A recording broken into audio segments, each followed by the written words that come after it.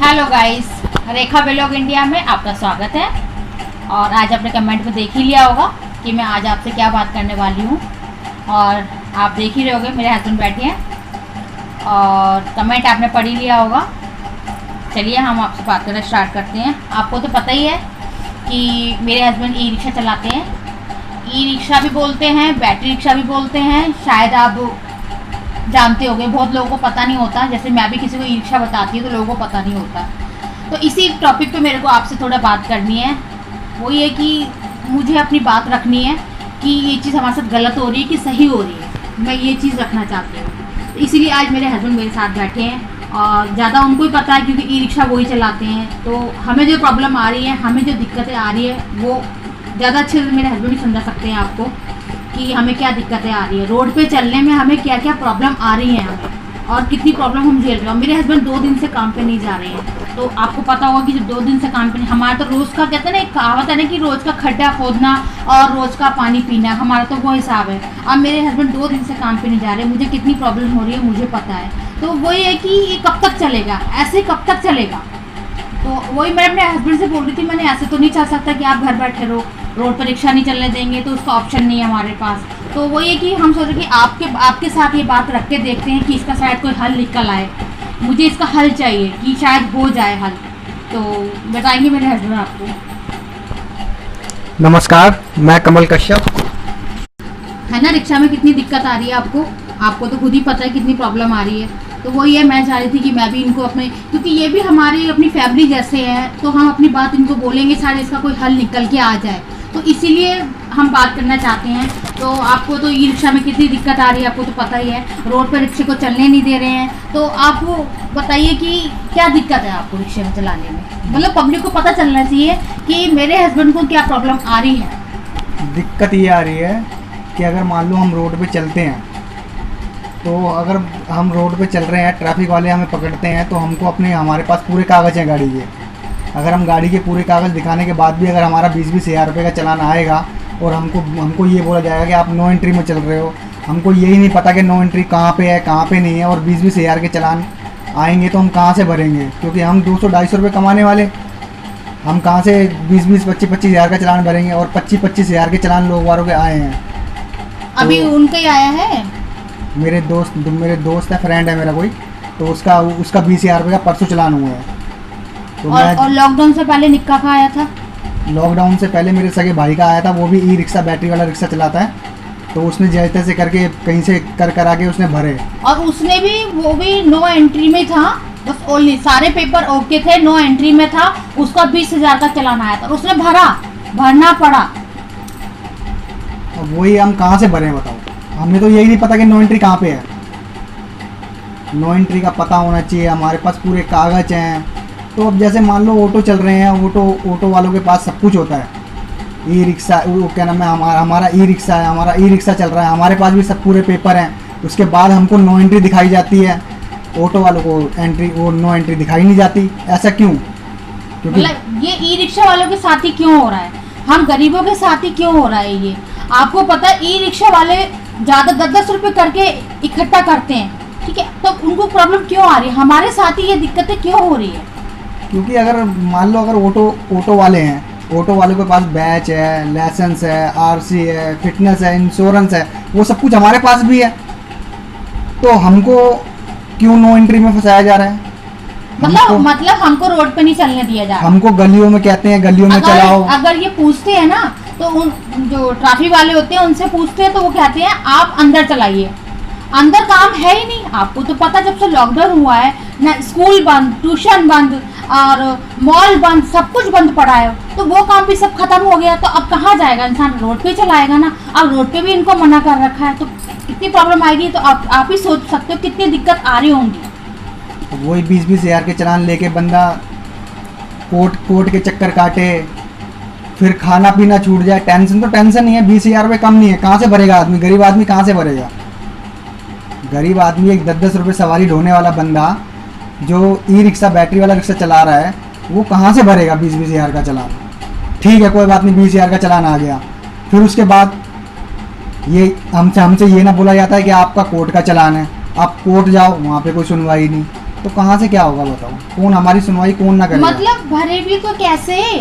अभी आपको पता है पूरे दिन में मेरे हस्बैंड ज़्यादा हाथ मार के, वो भी रोड पे चलाते थे, 200-250 का कमा के लेके आते थे, पूरा हाथ मार के। मेरे हस्बैंड 2 दिन पहले, कल परसों गए थे, परसों ओनली 100 रुपये कमा के लाए थे। अब आप बताइए 100 रुपये में घर चलता है?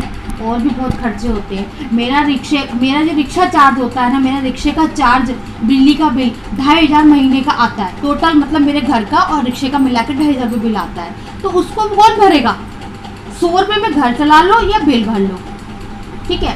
तो वही है कि हमें बस अपनी बात रखनी है, हमें ये बात सब तक पहुंचानी है उन लोगों तक जो ने शायद इन चीज़ का पता भी नहीं है कि हमारे पास लाइसेंस, बैच और सब कुछ है, हाँ, फिटनेस है गाड़ी की, सब चीजें हमारा। सरकार हमसे सब कुछ ले रही है, उसका मतलब इनको लाइसेंस, बैच दे रखा है और इनको हर साल इंश्योरेंस भी करवाना पड़ता है और रोड का भी टैक्स लेती है हमसे। 2 साल में फिटनेस है गाड़ी की। अब मेरी फिटनेस की गाड़ी की फिटनेस आई हुई है, अब उसमें कम से कम 10-15 हज़ार रुपये लगेंगे। अब बताओ मैं कहाँ से भरूंगा? अगर मेरा अगर 20-25 हज़ार का चलान अगर मान लो कल हो जाता है, ठीक है, और मेरी 20 तारीख की इंश्योरेंस वो क्या ना फिटनेस है, तो मैं कहाँ से भरूंगा? मैं कैसे करूँगा? इसी डर के हमारे 2 दिन से काम पे नहीं जा रहे, इसी डर के हमारे। अगर रिक्शा चलाएंगे तो रोड पे कहते हैं रोड पे हमारे को अलाउड नहीं है, चलो ठीक है। गली मोहल्ले में चलाएंगे तो वो हद मार के 100 रुपये ले आएंगे। अब अगर मैं रिक्शा घर में चार्ज करती हूँ तो उसका फिर महीने का बिजली का बिल आएगा, फिर वो कैसे भरेंगे हम? तो हर चीज़ के इन्होंने कहा रखा मैं काम पे नहीं जा रहा। अब ये सोल्यूशन तो नहीं है काम पे जाने का, तो मुझे इसका हल चाहिए। मैं चाह रही हूँ इसका कोई हल निकाल दे और कोई हमारी बात सुने, कोई हमारी बात समझे। बस मैं ये चाहती हूँ कि मेरी बात कोई सुने, तभी मैं ये आपसे अपनी बात रख रही हूँ कि आप लोग मेरी मन की बात सुनो। मुझे कहाँ प्रॉब्लम हो रही है, मुझे क्या, मेरे जैसे हर इंसान को ये प्रॉब्लम आ रही है, क्योंकि इनके दोस्त का 2 गली छोड़ के ही रहते हैं, दूर भी नहीं है। उनका चलान कटा है 20,000 का, वो भी 2 दिन से काम पे नहीं गए हैं। और जिस दिन उनका चलान कटा था उस दिन रात को घर में 10 बजे आए थे, दोपहर को चलान कट गया था ना, दोपहर को चलान कट गया था। और अगला बेचारे ने रिक्शा नहीं चलाया, वो सब जगह घूमता फिर रहा है कि इसका क्या सोल्यूशन हो जाएगा, ये मेरा चलान कट गया है। वो बंदा उसके बाद से 2 दिन से काम पे नहीं जा रहा है। तो मैं बस हमारी आपसे इतनी गुजारिश है कि आप मेरी बात ये हर जगह तक पहुंचा दो, हर कोने कोने तक पहुंचाओ, और हो सके तो इस सरकार तक बात पहुंचा दो कि हम लोग को कितनी प्रॉब्लम हो रही है।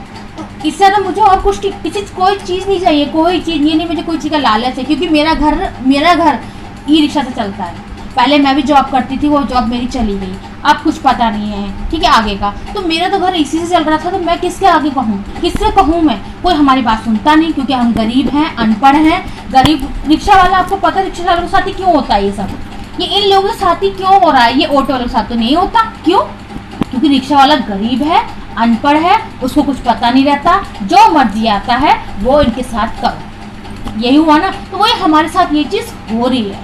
तो हम किससे कहें, किससे जाके हम बात करें? तो मेरे को लगा कि एक यूट्यूब है जो हमारी बात शायद कहीं तक ऐसी जगह पहुंच जाए और हमारी शायद कुछ इस पर सुनवाई हो जाए। इससे ज़्यादा मेरे को आपसे कुछ नहीं चाहिए। अब मेरा ये चैनल आप कोशिश करिए कि मतलब इतना वायरल कर दीजिए कि ऐसे इंसान तक पहुंच जाए जो हमारी हेल्प करे, हम जैसे रिक्शे वालों की हेल्प करें, जो हमें प्रॉब्लम आ रही है उसका कोई हल निकाले। इससे ज़्यादा मुझे कुछ नहीं चाहिए। और कुछ बोलना आपको? बस मैं यही आपसे बोलना चाहता हूँ कि हमारा सोल्यूशन निकाला जाए। जो हम गाड़ी रोड पे चला रहे हैं, हमको भी थोड़ा हक दिया जाए। अगर हम सरकार को सरकार हमको सब कुछ दे रही है, हम भी सरकार को दे रहे हैं, तो हमको सरकार को इतना तो देना चाहिए कम से कम कि घर का खर्चा पानी चले। अगर हम मान लो रोड पे ना छोड़ के हम गलियों में हैं, मोहल्लों में घुमाएंगे, तो हम क्या काम करेंगे? हम कुछ नहीं कर सकते। हम 100, 150, 200 में बताओ घर चलेगा? हम बैटरी डलवा लेंगे 20,000 की, 25,000 की, जो 6 महीने में ख़त्म हो जाती है। अगर मान लो हम बाहर रोड पे हम जाते हैं तो 20,000 का चलान हम भर लेंगे? नहीं हो पाएगा, बिल्कुल नहीं हो पाएगा, कहीं से नहीं हो पाएगा। अब बताओ, एक मैं कमाने वाला घर का और अपने पूरे घर को चला रहा हूँ मैं, और वो भी रिक्शे के अंदर। वही रिक्शा अगर मेरा बंद हो जाएगा तो मैं क्या घर को चलाऊँगा और मैं क्या अपने आप को चलाऊँगा? तो आपसे यही ना गुजारिश है कि आप हमारा सोल्यूशन निकालो जो हम कुछ कर सकें। बस आपसे यही मेरी एक कहते हैं ना कि एक मेरी दुर्काश है कि एक अंदर से मेरी प्रार्थना है कि आप मेरे लिए कोई हेल्प करो और ये वीडियो सब जगह इतना वायरल कर दो कि शायद कुछ ऐसी जगह पहुंच जाए ये वीडियो और मेरी कहीं से, मेरे हस्बैंड की कहीं से हेल्प आ जाए। मेरी क्या मतलब सब रिक्शे वालों की हेल्प हो जाए। एंड कर दूँ? चलिए मैं इस वीडियो को एंड करती हूँ और कमेंट में आप ज़रूर बताना कि इसका क्या हल है, मुझे ज़रूर बताना। और मेरे वीडियो को लाइक और सब्सक्राइब ज़रूर करिए। जैसे आप सब्सक्राइब करोगे तो हो सकता है कि और आगे तक मेरा वीडियो चलेगा तो खुद ही ऑटोमेटिक वो पहुंच जाएगा जहां तक उसको जाना है। बस चलिए मैं इस वीडियो को एंड करती हूँ।